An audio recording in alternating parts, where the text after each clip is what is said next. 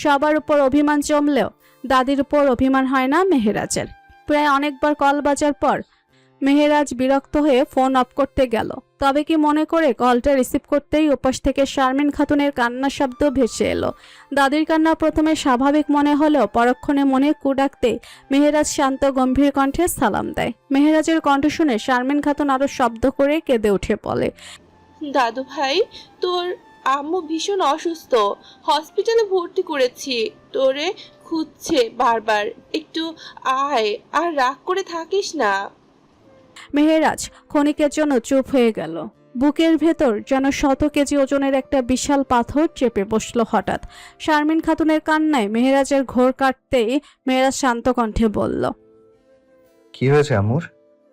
জানি না, হঠাৎ মাথা ঘুরে পড়ে গেছে, এখন অক্সিজেন চলছে আর বারবার তোরে খুঁজছে। মেহেরাজের বুকের ভেতর কেমন ব্যথা করে উঠল।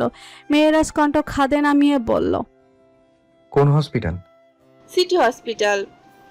আমি আসছি দাদু, এক্ষুনি আসছি। মেহেরাজ বিছানায় এতক্ষণ শুয়েছিল টান টান হয়ে। ফাহিমের উপর রাগ করেছে মেহেরাজ বুঝতে পেরেছে। তবে সে কি করবে? সে জানে সে দোষী, তবে ভুল শুধরানো তো সুযোগ লাগবে। কিন্তু মেহেরাজ কি করবে সেটাই বুঝে উঠতে পারে না, তাই তেমন দিশেহারা হচ্ছে। মেহেরাজ ওয়ালেটটা ট্রাউজারের পকেটে পুরে গাড়ির চাবি নিয়ে ছুটে বেরিয়ে গেল শাহিদা খাতুনকে বলে। পার্কিং থেকে গাড়ি নিয়ে ফুল স্পিডে অগ্রসর হলো সিটি হসপিটালের দিকে। মেহেরাজ বাবার কথায় রাগ করে বাড়ি ছাড়লেও এখন নিজের মায়ের অসুস্থতার কথা শুনে কোনো সন্তান কি পারবে সেই রাগ ধরে রাখতে? মেহেরাজের মনে উল্টাপাল্টা চিন্তায় ভরে গেছে। গাড়ি ফুল স্পিডে চালিয়ে জ্যাম ঠেলে কিছুক্ষণের মাঝেই এসে পৌঁছালো সিটি হসপিটালের সামনে। পার্কিংয়ে গাড়ি রেখে ছুটে হসপিটালের ভেতরে চলে গেল। আসার সময় শারমিন খাতুনের কাছ থেকে কেবিন নাম্বার জেনে নিয়েছিল, তাই আর সমস্যা হয়নি মেহেরাজের। 3 তলা 307 নম্বর কেবিনের সামনে এসে থামে। তাড়াহুড়োয় মেহেরাজ ভিড় ঠেলে সিঁড়ি বেয়ে উঠেছে, লিফটের অপেক্ষা করেনি। কেবিনের দরজার সামনে দাঁড়িয়ে মেহেরাজ জোরে একটা দীর্ঘশ্বাস ছেড়ে নিজেকে স্বাভাবিক করে দরজা ঠেলে ভেতরে প্রবেশ করে। বিছানার উপর শুয়ে আছে নাহিদা খাতুন, নাকে অক্সিজেনের সরু পাইপ দেওয়া, হাতে স্যালাইন। তার পাশে টুলে বসে আছে শারমিন খাতুন, আর একটু দূরে দেয়ালের সাথে হেলান দিয়ে মাথায় হাত দিয়ে দাঁড়িয়ে আছে নিলয় মির্জা। মুখটা ফ্যাকাশে হয়ে আছে। মেহেরাজকে কেবিনে ঢুকতে দেখে শারমিন খাতুন উঠে দাঁড়ায়। এগিয়ে এসে মেহেরাজকে জড়িয়ে ধরে কেঁদে ফেলে। মেহেরাজ দাদিকে সান্ত্বনা দিয়ে নিজের মায়ের কাছে এগিয়ে আসে। নাহিদা খাতুনের সেন্স নেই। মেহেরাজ দূরে সোজা হয়ে তার দিকে তাকিয়ে দাঁড়িয়ে থাকা নিলয় মির্জাকে দেখে শারমিন খাতুনের দিকে তাকিয়ে বলে, কি হয়েছিল আম্মুর দাদি? মেহেরাজের কথায় শারমিন খাতুন ওড়নার কোণা দিয়ে চোখ মুছে ধীর কণ্ঠে বলেন, আজ সকালে প্রেয়সীদের বাড়ি থেকে আলতাফ আর সিয়াম এসেছিল, এসে আমাদের হুমকি দিয়েছে আর তোর হাতে পা ভেঙে মেরে ফেলার হুমকি দিয়েছে। এইসব শুনে তোর দাদা রেগে যায়। ওরা চলে যাওয়ার পর তোর আব্বুর উপর রাগ করে ভীষণ। একে তো তুই বাড়ি ছেড়ে চলে গেছিস, তার উপর আলতাফ এর এমন কথায় তোর চিন্তায় বৌমার প্রেশার বেড়ে মাথা ঘুরে পড়ে গেছিল। তারপর থেকেই তোর কাছে কল দিচ্ছে, তুই ধরিসনি, একটু আগেই ধরলি। দাদির কথা শুনে মেহেরাজের নিজেকে ভীষণ অপরাধী মনে হতে শুরু করে। সে এতটাই রেগেছিল যে নিজের মায়ের কলটাও রিসিভ করেনি। সে কেমন ছেলে! মেহেরাজ টুল টেনে নাহিদা খাতুনের পাশে বসে, মায়ের হাতটা নিজের হাতের মুঠোয় নিয়ে চুমু খায়। তারপর কপালে ঠেকিয়ে আল্লাহর কাছে দোয়া করতে থাকে মায়ের সুস্থতার জন্য। ভিন্ন রাস্তায় গাড়ি প্রবেশ করতে ইরু ফাহিমের দিকে তাকে তাড়াহুড়ো করে বলে, ভুল রাস্তায় যাচ্ছেন, এখানে গাড়ি থামান প্লিজ। ইরুর কথা ফাহিম কানে তুলে না। ইরু দরজা খোলার চেষ্টা করে, তবে পারে না। ইরু আবারও ফাহিমের গাড়ি থামাতে আকুতি মিনতি করতে শুরু করে। স্যার বকবে ওকে দেরিতে গেলে। ইরুর এমন বাচ্চামো আর কাঁদো কাঁদো কণ্ঠে দেখে ফাহিম বিরক্ত হয়ে ধমক দেয়। ফাহিমের ধমক ওষুধের মতো কাজ করে ইরুর উপর। চুপচাপ সোজা হয়ে বসে ফুফাতে শুরু করে ইরু। ফাহিম ইরুর দিকে তাকিয়ে বিরক্ত হয়ে কড়া কণ্ঠে বলে, আজ পড়তে যাওয়ার লাগবে না, তোমার সাথে আমার দরকার আছে। ফাহিমের কতবার মানে ইরু বুঝতে পারে না তার সাথে এই লোকের আবার কি দরকার থাকতে পারে। ইরু বোকা বোকা কণ্ঠে বলে, আমার সাথে কি দরকার? শ্রেয়সী আর মেহেরাজের বিয়ে আর ডিভোর্স নিয়ে তোমার সাথে কথা বলার আছে। আমি জানি তুমি অনেক কিছুই জানো, আর তোমার সাথে বললেই কাজ হবে। কি কাজ হবে? ফাহিম ইরুর কথার উত্তর দেয় না। গাড়ি থামে একটা পার্কের সামনে। বিকালবেলা বেশ লোকজন। পার্কের ভিতরে একটা কফি শপে নিয়ে গিয়ে বসে ইরুকে। ফাহিম উপরে মেহেরাজের উপরে রেগে থাকলেও মনে মনে সে মেহেরাজের খুশিটা দেখতে চাচ্ছে। সেও চাচ্ছে শ্রেয়সীর সাথে তার সব সম্পর্ক ঠিক হয়ে যাক। তাই তো আজ দুপুর থেকে অপেক্ষা করছে ইরুর জন্য। ফাহিম আর ইরুর দেখা হয়েছিল এক রোদে পোড়া দুপুরে। ফাহিমের গায়ে সেদিনও ইরু হোঁচট খেয়ে পড়েছিল, আর এর ফলে ফাহিম ইরুকে নিয়ে রাস্তার মাঝে পড়ে যায়। সেদিন শ্রেয়সী ইরুকে সেই লজ্জা আর ভয়ের হাত থেকে বাঁচালেও সেদিনের পর ফাহিম ইরুর পিছু নেওয়া শুরু করেছিল। আর যখন শুনেছি ইরু এই রাস্তায় কোচিংয়ে যায়, তখন থেকে মোড়ের মাথা চায়ের দোকানে এসে দাঁড়িয়ে থাকে একই সময়। যদিও শ্রেয়সী কিংবা ইরু এসবে পাত্তা দেয় না, তবে কিছুদিন আগেও এমন ঘটনা ঘটায় ফাহিম রেগে যায়। রাগী কণ্ঠেই বলে, এই মেয়ে, তুমি কি ইচ্ছে করে আমার গায়ের উপর এসে পড়ো? পছন্দ হলে বলে দাও, প্রপোজ করে বিয়ে শাদী করে সংসার গুছিয়ে নেই। প্রায় হঠাৎ আমার উপর পড়ে ধুলোবলি মাখিয়ে নাও। ফাহিম ভেবেছিল ইরু সেদিন কথা বলবে, তবে তাকে ভুল প্রমাণ করে দিয়ে ইরু ভয়ে কেঁদে ফেলেছিল। তখন ফাহিম একটা ধমক দিয়ে বলে, আমি কি জানো? ফাহিমের কথায় ইরু নাবাদক মাথা নাড়ায়।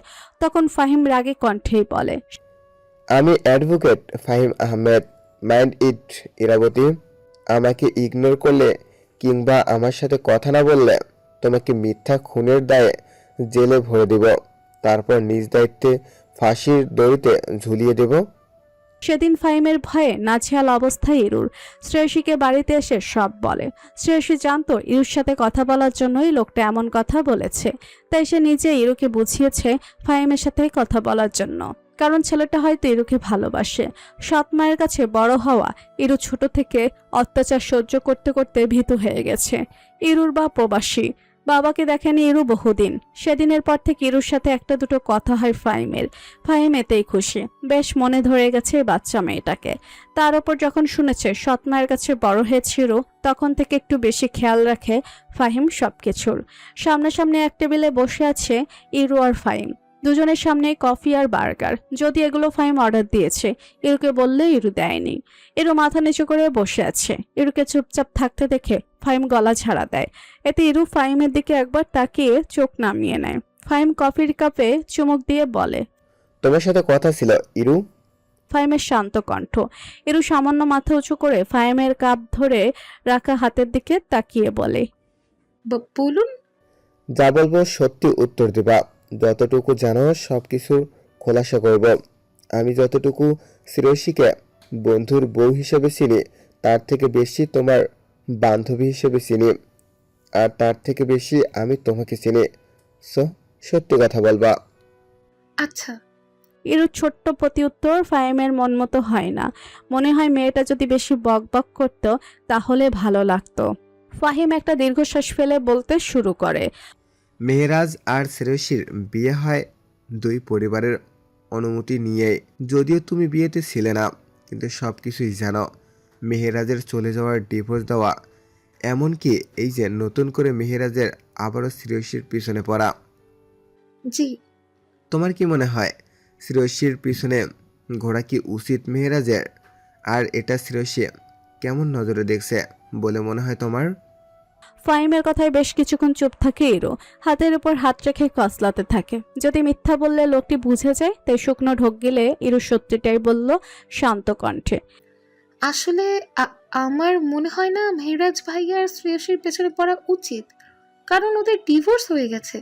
আর আমাদের সমাজ এটা খারাপ নজরে দেখে। এমনকি আপনি আমাকে এনেছেন, এটা কেউ দেখলেও কেলেঙ্কারি হয়ে যাবে। শ্রেয়সী কাল রাতে অনেক কেঁদেছে, চোখ মুখ ফুলে গেছে ওর। প্রথমে যখন জানতো না মেহরাজ ভাইয়া ওর প্রাক্তন, তখন কলেজে দেখে ক্রাশই ছিল। কিন্তু কাল বিকালে যখন জানলো ওই লোকটাই ওর প্রাক্তন আর ওর পেছনে আবারও পড়েছে, তখন ও ভেঙে পড়েছে। আমি চাই মেহরাজ ভাইয়া ওর পিছু ছেড়ে দিক, যেহেতু ওদের ডিভোর্স হয়ে গেছে। তাই এখন এমন কোনো ঘটনা মেনে নেওয়া যায় না। ইরু থামে, জোরে জোরে শ্বাস নিতে থাকে। একদমই কথাগুলো বললে এতক্ষণও বলে গেছিল ফাহিমের সাথে বলছে, নয়তো কিছুই বলা হতো না। ইরুর কথা শুনে ফাহিম শান্ত কণ্ঠে বলে, ওদের ডিভোর্স হয়নি, যেটা হয়েছিল সেটার কথা মেহেরাজ জানতো না। মানে? ইরু ফাহিমের কথায় অবাক হয়। ইরুকে অবাক হতে দেখে ফাহিম বলে, মেহেরাজের বাবা নিজের সম্মান বজায় রাখতে মেহেরাজের অজান্তেই ওর সিগনেচার নকল করে ডিভোর্স পেপার পাঠায় শ্রেয়সীদের, আর শ্রেয়সীরা সেটাকে আসল ভেবছে। আর এটা মেহেরাজ এবার বাড়ি আসার পরেই জেনেছে। ওদের কিন্তু ডিভোর্স হয়নি, আর এই সমস্যার সমাধান একমাত্র তুমিই করতে পারো। আমি কিভাবে? তুমি শ্রেয়সীকে সব বুঝিয়ে বলবা। তাও যদি না বুঝতে পারে তাহলে কাল যেভাবেই হোক শ্রেয়সীকে সাথে নিয়ে এখানে আসবে এই সময়ে। আচ্ছা। ইরুর কথার ফিটে ফাহিম বলে, তোমার মোবাইল কোথায়? আমার? দাও। ইরু ভীত নয়নে ব্যাগ থেকে নিজের মোবাইলটা বের করে দেয়। ফোনের স্ক্রিনে কোনো লক নেই। ফাহিম হোয়াটসঅ্যাপে গিয়ে নিজের নাম্বার সেভ করে ফোন ইরুর দিকে এগিয়ে দিয়ে বলে, নাও, আমার নাম্বার সেভ করে দিয়েছি। শ্রেয়সীর ফেসবুক আইডি আর নাম্বার সেন্ড করে দিও। ইরু তাকায় নাম্বারের দিকে। সবার উপরে ফাহিম আহমেদ লেখা। ইরুর সমস্ত শরীরে কম্পন দিয়ে ওঠে, গায়ের পশমগুলো দাঁড়িয়ে যায়, শিহরণ বয়ে যায় সর্ব অঙ্গে ঠান্ডা শীতল স্রোতের। লাশ কি করবো ভাই? ছেলেটার কথা শুনে পাঞ্জাবি পরা লোকটা বেশ কিছুক্ষণ ভাবে, তারপর বলে, মাগুর মাছের হাউজে দিয়ে দিবি, পুরো কুচি কুচি করে, যেন মাছে খেতে কোনো কষ্ট না হয়। আমার শখের মাছ কিন্তু ওরা। লোকটার কথায় ছেলে দুটো শুকনো ঢোক গিলে। জঙ্গলের ভিতরে এসেছে আজ প্রায় 1 বছর। প্রতি মাসের প্রথম দুদিন তাদের ছুটি থাকে। এই দুদিন অনেকেই বাড়ি ফিরে, আবার অনেকেই থেকে যায়। লোকটাই ওদের সব। ওদের আগে না ছিল থাকার জায়গা, না ছিল খাওয়া ঠিক মতো, কিন্তু লোকটার সাথে কাজে ঢোকার পর তাদের আর কষ্ট হয়নি। যদিও নিকৃষ্টতম কাজ, তবুও তারা ভালো আছে। আন্ডারগ্রাউন্ডের পাতাল ঘর বিশাল জায়গা মিলে অবস্থিত। উপরে ছোট একটা কুঁড়ে ঘর থাকলেও নিচে বিশাল সাম্রাজ্য। এর ভিতরে বিশাল একটা ল্যাব আছে। তারা জানে না এই ল্যাবের ভিতরে কি আছে, প্রবেশ নিষেধ। তবে যারা ঢুকেছে তারা আর ফেরেনি। আর টমি আর নমি সবসময় ল্যাব পাহারা দেয়। তারা শব্দহীন কুকুর, শব্দ ছাড়াই ছিন্ন ভিন্ন করে ফেলতে পারে।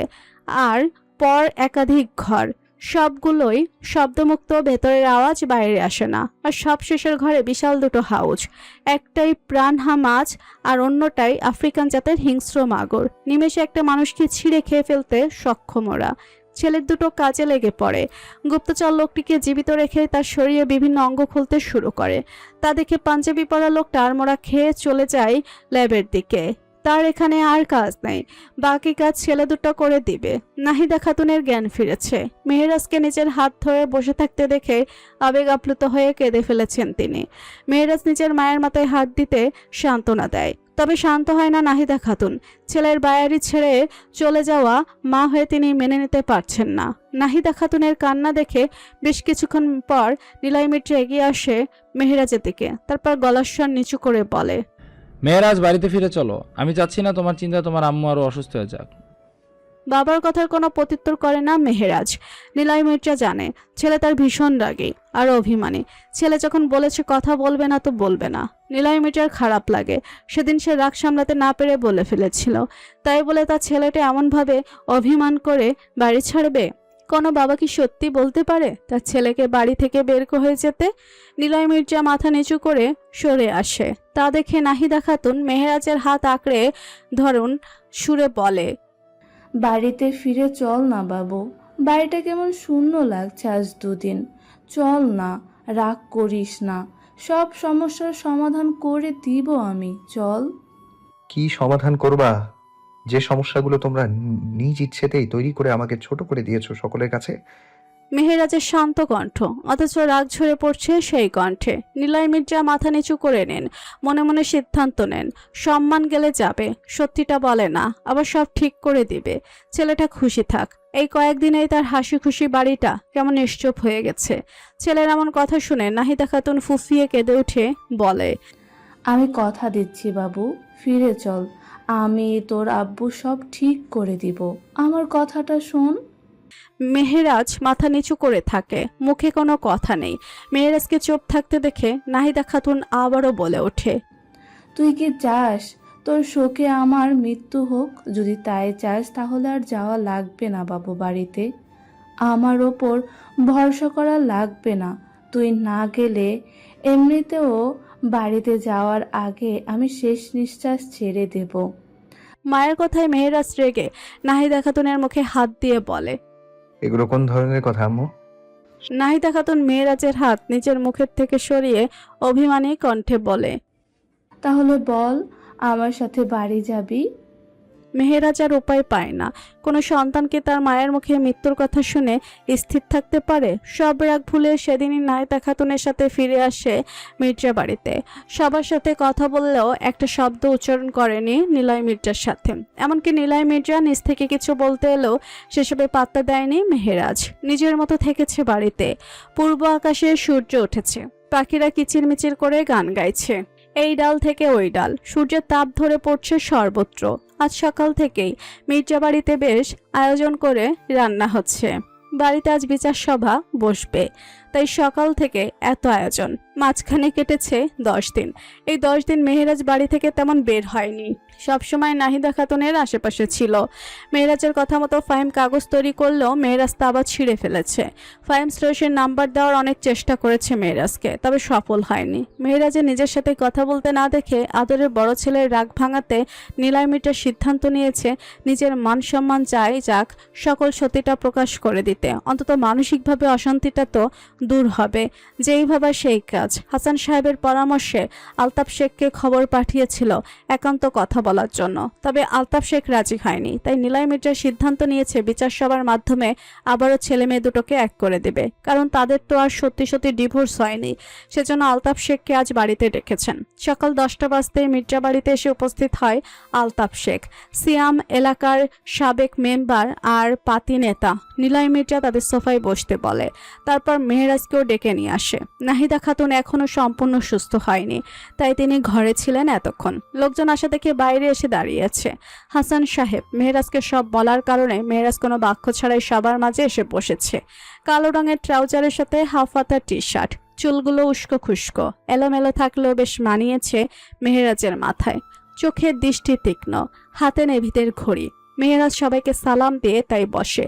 আলতাফ শেখ একবার চোখ তুলে তাকায় মেহেরাজের দিকে। চাপদারির মাঝে গম্ভীর মুখটা স্পষ্ট। আলতাফ শেখ চোখ নামিয়ে নেয়। বাড়ির কাজের মহিলা এসে সবাইকে নাস্তা দিয়ে যায়। আলতাফ শেখ খায় না। বেশ কিছুক্ষণ সময় কাটার পর ফাহিম আসে, কাঁধে ঝোলানো স্কুল ব্যাগ। এসে নিলয় মির্জার দিকে ব্যাগের চেন খুলে একটা ফাইল এগিয়ে দিয়ে বলে, আঙ্কেল, ফাইল। নিলয় মির্জা ফাহিমের দিকে তাকিয়ে বলে, এত লেট হলো কেন তোমার? রাস্তায় অনেক জ্যাম আঙ্কেল। ও আচ্ছা। নিলয় মির্জার হাতের দিকে তাকিয়ে আলতাফ শেখ তীক্ষ্ণ চোখে পর্যবেক্ষণ করতে থাকে। তা চোখ এড়ায় না নিলয় মির্জার, তাই নিজ থেকেই গলা ছাড়া দিয়ে আলতাফ শেখের উদ্দেশ্যে বলে, এখানে সবাইকে কেন ডাকা হয়েছে আশা করি সবাই অবগত। নতুন করে কাউকে কিছু বিশ্লেষণ করতে হবে না। কি বিশ্লেষণ করবেন একটু খুলে বলেন আঙ্কেল।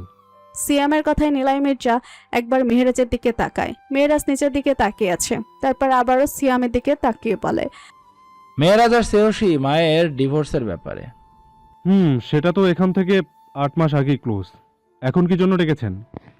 আলতাফ শেখ সিয়ামের পায়ের দাবানায় হাত রেখে চুপ করতে বলে। তবে রক্ত গরম সিয়াম চুপ হয় না, আরো কিছু বলতে যাবে তার আগে নিলয় মির্জা বলে, আজকেও সেই ডিভোর্সের ব্যাপারে কথা বলার জন্যই ডেকেছি, সবকিছু খোলাসা করার জন্য।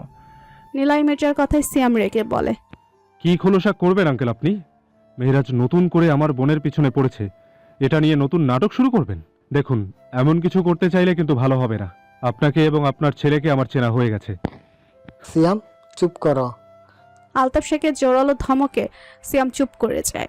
আলতাফ শেখ এবার নিলয় মির্জার দিকে তাকিয়ে বলে, তুই আমার ছোটবেলার বন্ধু, কখনো তোর সাথে ঝামেলা হয়নি। আর এটা নিয়ে যে ঝামেলা বাঁধলো এটা শেষ হওয়ার নয়। তাই বলছি, ঝামেলা না করে যেটা বলবি সেটা সোজা সাপটা বলে দে। আমার দোকান খুলতে হবে, সব বন্ধ আজ। আলতাফ শেখের কথায় নিলয় মির্জা একটা দীর্ঘ নিঃশ্বাস নিয়ে বলে, মেয়েরাজ আর শ্রেয়সীর কোনোদিন ডিভোর্স হয়নি, এটা নিয়ে বলার জন্যই তোদের ডেকেছি আমি। নিলয় মির্জা কথাটা বলার সাথে সাথে সিয়াম বলে ওঠে, আবার নতুন নাটক শুরু করলেন আঙ্কেল? সিয়ামের কথার পিঠে আলতাফ শেখ বলে, সিয়াম, তুমি চুপ করো, আমি কথা বলছি না, আমাকে বলতে দাও। কথাটা বলে নিলয় মির্জার দিকে তাকিয়ে বলে, মানে কি বলছিস? মাথা ঠিক আছে? নিলয় মির্জার হাতে থাকা ফাইলটা আলতাফ শেখের দিকে এগিয়ে দিয়ে বলে, আসলে সব দোষ আমার, সবকিছুর জন্য আমি দায়ী। আমি নিজের সম্মানের কথা চিন্তা করে ছেলের ভবিষ্যতের কথা চিন্তা করিনি, ওর সম্মানের কথা চিন্তা করিনি। মেহেরাজ যেদিন চলে গেল সেদিন তো তোরা শ্রেয়সীকে নিয়ে গেলি আর সব সম্পর্কে ইতি টেনে দিলি, এমনকি ডিভোর্সের জন্য হুমকিও দিলি। তাই নিজের মান সম্মান রক্ষার্থে মেহেরাজের সিগনেচার নকল করে কম্পিউটার দিয়ে নকল ডিভোর্স পেপার পাঠিয়েছিলাম তোদের। এটা মেহেরাজ জানতো না। বাড়িতে এসে শোনার পর থেকেই ঝামেলা করছে, আর তোর মেয়ের পিছনে ঘোরার এইটাই কারণ। যদিও মেহেরাজ তোর মেয়ের সাথে একবার কথা বলেছে, কখনো পিছু নেয়নি। নিলয় মির্জা কথাটা বলে থামে। বুকের উপর চেপে থাকা পাথরের একাংশ কমে গেছে। আলতাফ শেখ ফাইলটা হাতে নিয়ে খুলে দেখলো, সেখানে স্পষ্ট বোঝা যাচ্ছে মেহেরাজের সাইন নকল, কারণ সিগনেচারের নিচে ছোট্ট করে লেখা তারিখটা ছিল তাদের ডিভোর্স হওয়ার আরো 7 মাস আগের। আর একজন অফিসার সে তো এমন ভুল করবে না। এমনকি কিভাবে নকল করা হয়েছে সেটা উল্লেখ করা হয়েছে পরের কাগজে। আলতাফ শেখের হাত থেকে ফাইলটা নিয়ে সিয়াম দেখতে থাকলো। এতক্ষণ রেগে থাকা সিয়ামের মুখটা কেমন যেন হয়ে গেল। মাথা নিচু করে বসে থাকা মেহেরাজের দিকে একবার তাকিয়ে আলতাফ শেখের দিকে ফাইলটা এগিয়ে দিল। নিলয় মির্জা আবার হাসান সাহেবের দিকে তাকাতেই তিনি ভরসায় ভরা ইশারা করলেন। তখন নিলয় মির্জা আলতাফ শেখের উদ্দেশ্যে বলল, তুই সহজ করে শুনতে চাইছিলি, তাই সহজভাবে বললাম। মেহেরাজ আর শ্রেয়সীর নাম মাত্র ডিভোর্স হয়েছিল। আসলে মেহেরাজ জানতোই না ওর ডিভোর্স হয়েছে, যেহেতু শ্রেয়সী এখনো মেহেরাজের বিয়ে করা বৈধ বউ। নিলয় মির্জার কথা শেষ হতে না হতেই আলতাফ শেখ ছি ছি করে ঘৃণায় ভরা কণ্ঠে বলল, তোর একবারও বাদিনি এমন একটা কাজ করতে? আমি তোর বন্ধু ছিলাম, শত্রু না। বলতিস সব খুলে। হ্যাঁ, আমি রেগে চলে গিয়েছিলাম, তাই বলে তুই এমন একটা জঘন্য কাজ করতে পারলি? আমার মেয়ে এতদিন ধরে ডিভোর্সের কলঙ্ক বয়ে বেরিয়েছে, আর তোর ছেলে সে তো এসব জানতোই না। কিভাবে পারলি বাপ হয়ে এমন একটা সম্পর্ক নষ্ট করতে? আলতাফ শেখের কথায় নিলয় মির্জার মাথা নত হয়ে যায়। মেহেরাজ মুখ তুলে তাকায় একবার তার বাবার দিকে, তবে কিছুই বলে না। হাসান সাহেব আলতাফ শেখের দিকে তাকিয়ে বলে, তাহলে এখন কি করবা বলো? ভাবছো আলতাফ? আমি চাচ্ছি সব ভুলে বুঝাবুঝি এখানে ইতি টানা হোক, আবার আগের সম্পর্কটা ফিরিয়ে আনা হোক। আমরা আমাদের নাতবউকে বাড়ি নিয়ে আসতে চাই। এটা বললেই হয় না দাদু, আমার বোন এই সম্পর্ক মানবে না। আর যদি মানেও সেটা আগে বোঝাতে হবে। আমরা তো আগে থেকে কথা দিতে পারছি না। এখানে সম্পূর্ণ দোষ আপনাদের, তাই আমাদের কোনো দায়িত্ব নেই। আর যদি সম্পর্ক ঠিক করতেই হয় তাহলে আমরা ফোন করে জানাবো, নয়তো ডিভোর্স এবার সত্যিকারেরটাই হবে। কথাটা বলেই উঠে দাঁড়ায় সিয়াম। আলতাফ শেখ কিছু বলতে যাচ্ছিলেন, তবে সিয়ামের চোখের ইশারা বুঝতে পেরে তিনি আর বলেন না, উঠে দাঁড়ান। চোখ এড়ায় না মেহেরাজের। বাজ পাখির চোখ এড়ানো কি এত সহজ? আলতাফ শেখ হাসান সাহেব আর নিলয় মির্জা থেকে বিদায় নিয়ে বেরিয়ে এসে বাড়ি থেকে ওরা চলে আসতে মেহেরাজও কোনো কথা না বলে ফাহিমকে বলে সে উপরে চলে আসে নিজের ঘরে। দুপুরে খাওয়ার পরে বাড়ি থেকে বেরিয়েছে ফাহিম আর মেহেরাজ। মেহেরাজের কিছুই ঠিক লাগছে না, তার চতুর্মন বারবার কোনো খারাপ কিছুর আভাস দিচ্ছে, তবে মেহেরাজ বুঝতে পারছে না কি হচ্ছে। ফাহিমের কথাতে আস্তার সাথে বেরিয়েছে শ্রেয়সীর সামনাসামনি হতে। মেহেরাজ জানে না কি হবে, তবে সব পরিস্থিতি সে সামলে নেবে। দুপুর 3টা বাজতে শ্রেয়সী বাড়ি থেকে বের হলো ইরুকে নিয়ে কোচিংয়ের উদ্দেশ্যে। সকালে আলতাফ শেখ আর সিয়াম মির্জা বাড়িতে গেছিল, সেটা শ্রেয়সীর জানে, তবে এসে কিছু বলেনি। তাকে ঘরে পাঠিয়ে খাদিজা খাতুনকে সব বলেছে। পরে শ্রেয়সী ওর মাকে জিজ্ঞাসা করতে খাদিজা খাতুন বলেছে রাতে সব বলবেন। শ্রেয়সী আর কিছু ভাবেনি এই বিষয় নিয়ে। কি আর ভাববে? কিছু সম্পর্ক তৈরি হয় কষ্ট পাওয়ার জন্য, তাই হয়তো মেহেরাজের সাথে শ্রেয়সীর বিয়ে হয়েছিল। শ্রেয়সী কয়েকদিনে নিজেকে স্বাভাবিক করে নিয়েছে। মেহেরাজের প্রতি যেটুকু ভালোবাসা ছিল সেটা এখন পুরোপুরি ঘৃণায় রূপান্তর হয়ে গেছে। এখন মেহেরাজের নাম শুনলেও কেমন রাগ হয় শ্রেয়সীর। ফুটপাত দিয়ে হাঁটতে হাঁটতে নিজের এই ছোট জীবনের কষ্টের অধ্যায়গুলোর স্মৃতিচারণ করছিল শ্রেয়সী। সেই সময় পাশ থেকে কোন এক পুরুষালী গম্ভীর কণ্ঠ ভেসে আসে, সামনে ড্রেন, দেখে চলুন মিস। হঠাৎ পুরুষালী কণ্ঠে শ্রেয়সী ভাবনা থেকে বেরিয়ে আসে। এতক্ষণে ইরুর শত শত বকবকানি একটাও কানে যায়নি শ্রেয়সীর। ইরু তাড়াতাড়ি শ্রেয়সীর হাত টেনে ড্রেনে পড়া থেকে বাঁচায়। শ্রেয়সী নিজের বুকে হাত দিয়ে হাঁপ ছেড়ে বাঁচে। তারপর জোরে একটা নিঃশ্বাস নিয়ে ইরুর উদ্দেশ্যে কিছু বলতে যাবে বলে মাথা উঁচু করতে মেহেরাজের চোখে চোখ পড়ে শ্রেয়সীর। হঠাৎ অনাকাঙ্ক্ষিত মানুষকে সামনে দেখে অবাক হয়ে যায় মুহূর্তেই। বুকের ভেতর অজানা অনুভূতি ছেয়ে যায় আবারও। কেঁপে ওঠে সর্বাঙ্গ। শ্রেয়সীকে তার দিকে তাকিয়ে থাকতে দেখে মেহেরাজ তড়ি মেরে শ্রেয়সীর ধ্যান ভাঙিয়ে বলে, চোখ খোলা রেখে হাঁটবেন। পরের বার থেকে সব সময় কিন্তু এই মেহেরাজ মির্জা সতর্ক করবে না, আর সরকারও কিন্তু আপনার জন্য ড্রেনের ঢাকনা বন্ধ রাখবে না। মেহেরাজের কথায় ফাহিম হেসে ফেলে। সে অনেকক্ষণ ধরেই খেয়াল করছিল ইরু একা একা বকবক করছে আর শ্রেয়সী কিছু একটা ভাবছে মন দিয়ে। সামনে ড্রেন, তবে ইরু আর শ্রেয়সী খেয়াল করেনি, তাই ফাহিম তাড়াতাড়ি কিছু বলে সতর্ক করার আগেই মেহেরাজ শ্রেয়সীকে সতর্ক করে দেয়। ফলে ইরু সঠিক সময় শ্রেয়সীর হাত ধরে টান দিয়ে ছোটখাটো একটা দুর্ঘটনা থেকে বাঁচায়। ফাহিমের দিকে ইরু চোখ তুলে তাকাতে পারে না এমনিতেই, আজ আবার শ্রেয়সী আর মেহেরাজও আছে। ইরুর ভীষণ লজ্জা লাগছে, লজ্জায় মাথা নুয়ে গেছে, গালগুলো বিলাস করছে ইরুর। তা ফাহিমের চোখ এড়ায় না। শ্রেয়সী ইরুর চাপা হাসি আর লজ্জা পাওয়া দেখে রেগে যায়। মনে মনে ভেবে নেয় মেহেরাজের কারণে ইরু হাসছে। শ্রেয়সী মেহেরাজের দিকে রাগে চোখে তাকিয়ে রাগে কণ্ঠে বলে, সমস্যা কি আপনার? হাসছেন কেন? হঠাৎ শ্রেয়সীর রাগে কণ্ঠ শুনে হাসি থেমে যায় সকলের। মেহেরাজ কিছু বুঝে উঠতে পারে না, তাই ভুরু কুঁচকে শ্রেয়সীর দিকে চোখ ছোট ছোট করে তাকাতে শ্রেয়সী আবারও বলে, হাসবেনই বা কেন? রাস্তায় মেয়ে দেখলেই তো ইভটিজিং করতে মন চায়, ক্যারেক্টারলেস। শ্রেয়সীর কথা শুনে ইরু অবাকের চরম সীমায় পৌঁছে যায়। এদিকে ফাহিম নিজেও হা হয়ে গেছে।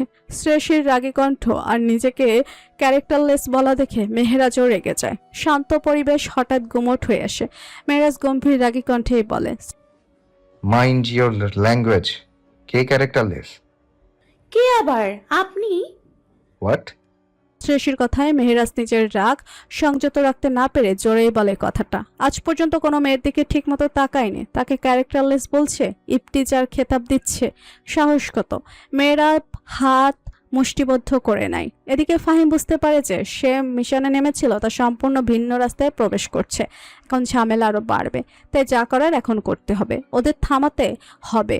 মেহেরাজের কথার পিঠে শ্রেয়সী আরো কিছু বলতে যাবে, তার আগে ইরু শ্রেয়সীর মুখ চেপে ধরে একটু রাগী কণ্ঠে বলে, শ্রেয়সী, সিন ক্রিয়েট করা ঠিক হচ্ছে না। মানুষজন দেখছে আর সে তো তোকে ট্রেনে পড়া থেকে বাঁচালো। ইরুর কথায় শ্রেয়সী রেগে যায়। নিজের মুখ থেকে ইরুর হাত ছাড়ানোর চেষ্টা করতে করতে অস্পষ্ট কণ্ঠে বলে, আমাকে ছাড় ইরু, রাগাস না, ছাড়। তবে ইরু ছাড়ে না। আজ আর কোচিং এ যাওয়া হবে না, রাস্তার লোকজন দেখছে কি একটা খারাপ অবস্থা। এদিকে ফাহিম এক দৃষ্টিতে শ্রেয়সীর দিকে রাগীভাবে তাকিয়ে থাকা মেহেরাজের কানের কাছে গিয়ে বলে, এখানে সিন ক্রিয়েট করিস না দোস্ত, এটা পাবলিক প্লেস। আর ভুলে যাস না, শ্রেয়সী এখনও কিছুই হয়তো জানে না, তাই রেগে গেছে। সেই ভুলের জন্য শান্ত হ। ফাহিমের কথায় মেয়েরাজ ফুসফুস করে একটা শ্বাস ছেড়ে গাড়ির দিকে এগিয়ে যায়। ভীষণ রাগ হচ্ছে তার চরিত্র নিয়ে কথা বলার কেসে। পর মুহূর্তে মনে পড়ে ওটা ওরই বউ। মেয়েরাজ গাড়ির সিটে বসে ফুসফুস করে শ্বাস নিতে থাকে। বোতল থেকে ঢকঢক করে পানি খেয়ে শান্ত হয়। এদিকে ফাহিমের ইশারায় ইরু শ্রেয়সীকে নিয়ে আবার বাড়ির রাস্তায় হাঁটা শুরু করে। আজ মূলত আগে থেকে ইরু ফাহিমের কথা মতো প্ল্যানিং করে শ্রেয়সী আর মেহেরাজের দেখা করিয়েছিল।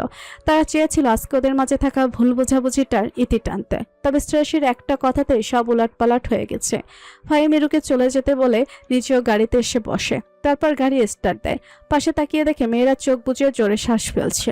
ফাহিমদের গাড়ি চলে যেতেই ইরু শ্রেয়সীর মুখ ছেড়ে দেয়। সাথে সাথে শ্রেয়সী ইরুকে ধাক্কা দিয়ে বলে, সমস্যা কি তোর?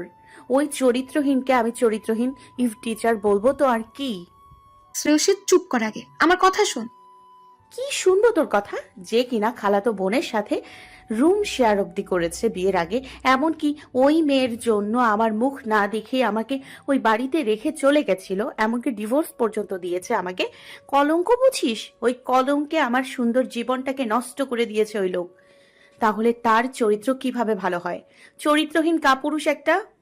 শ্রেয়সী, ভুল ভাবছিস। তুই যে কলঙ্ক মেখেছিস এতে মেহরাজ ভাইয়ার কোনো দোষ নেই। আগে সব কথা শোন আমার। এরুর কথায় শ্রেয়সী এবার ইরুকে ধাক্কা দিয়ে নিজের হাত থেকে এরুর হাত ছাড়িয়ে রাগী কণ্ঠে বলে, কি শুনবো তোর কথা? কলঙ্ক মেখেছিস কখনো? তখন বুঝবি কেমন লাগে। ওই চরিত্রহীন কাপুরুষের বন্ধুর প্রেমে অন্ধ হয়ে গেছিস তো, তাই আমাকে ঠিক ভুল শেখাতে এসেছিস। এখন ওই চরিত্রহীনটা তোর ভাইয়া হয়ে গেছে। ছি! শ্রেয়সী, খবরদার, আর ডাকবি না আমায়। আজ থেকে তোর সাথে আমার কোনো সম্পর্ক নেই। যা ছিল সব সম্পর্ক এখানেই শেষ। আমার থেকে তোর কাছে ওরা বেশি আপন হয়ে গেল তো, ওদের নিয়েই থাকিস।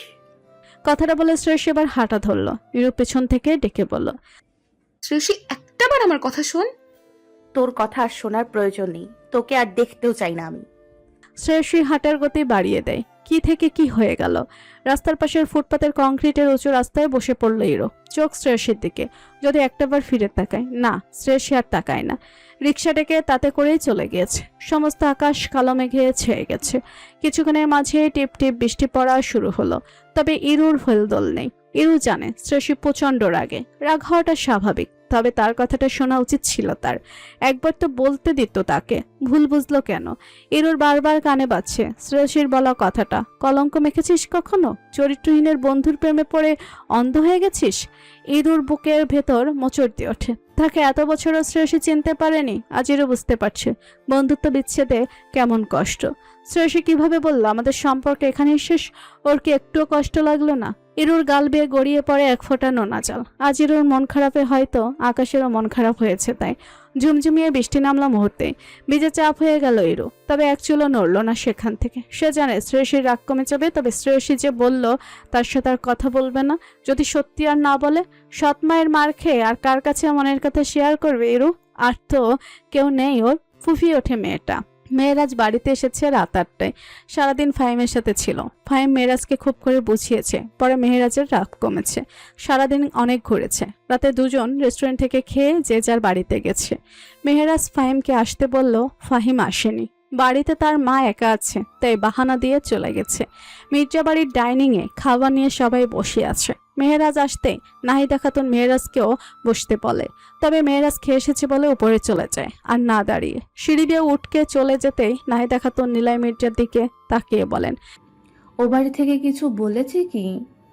নিলয় মাত্র সবে মাত্র গালে ভাত তুলেছিলেন। এতক্ষণ মেহেরাজকে সাথে নিয়ে খেতে বসবে বলে অপেক্ষা করছিল, কিন্তু মেহেরাজ তো খেয়ে এসেছে। নাহিদা খাতুনের কথা শুনে নিলয় মির্জা মুখ তুলে তাকায়, তারপর বলে,